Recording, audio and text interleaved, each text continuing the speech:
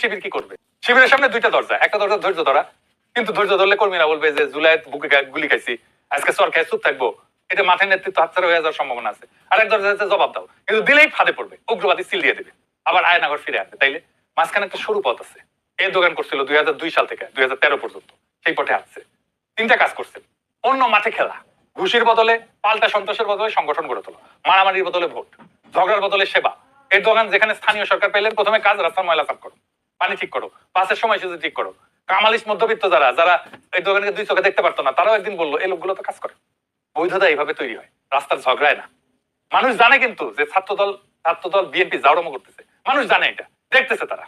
দুই নাম্বার যেটা করতে হবে, প্রমাণ রাখতে হবে। প্রত্যেকটা ঘটনা ভিডিও, সাক্ষীর বয়ান, হাসপাতালের কাগজ, থানার জিডি, প্রত্যেকটা ঘটনার দুইটা গল্প তৈরি হবে। ওদের গল্প আর তোমার গল্প, শিবিরের গল্প। তোমার কাগজপত্র বেশি থাকলে, ডকুমেন্টেশন বেশি থাকলে সব সময় তোমার পক্ষে থাকবে। সব আক্রমণের সময় ড্রোন উড়ায় ফুটেজ নিতে হবে, যেন পরে বলতে না পারে কিরিস আমার না, এটা শিবিরের অস্ত্র, পুলিশ দেখেছে।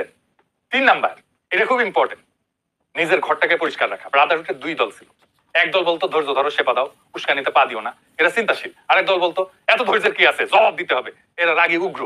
মুরসি প্রেসিডেন্ট হওয়ার পরে উগ্রদের কথাই চলছে ব্রাদারহুড।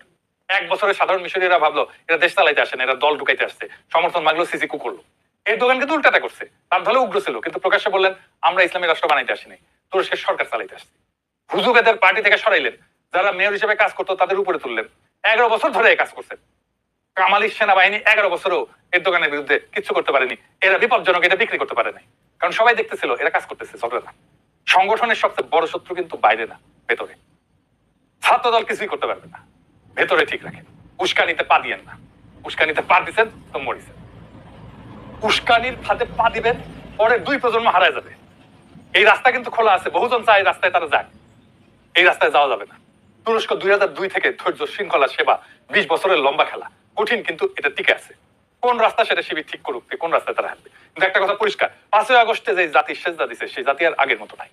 বাঙ্গু এলিট সেকুলার এস্টাবলিশমেন্টের সবচেয়ে বড় সমস্যা এটাই, তারা চিনতে পারতেছে না সামনে যে দাঁড়ায় সেটা তার তৈরি করা ন্যারেটিভের লোক না, তারা সে চিনতে পারতেছে না, তারা সে বুঝতেও পারে না।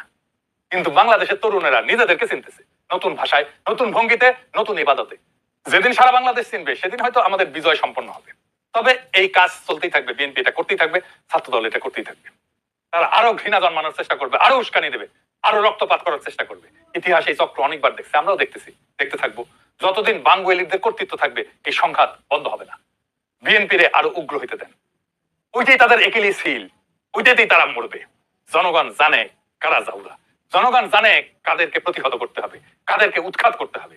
সেই দিনের অপেক্ষায় থাকেন, সেই দিনের জন্য প্রস্তুতি নেন।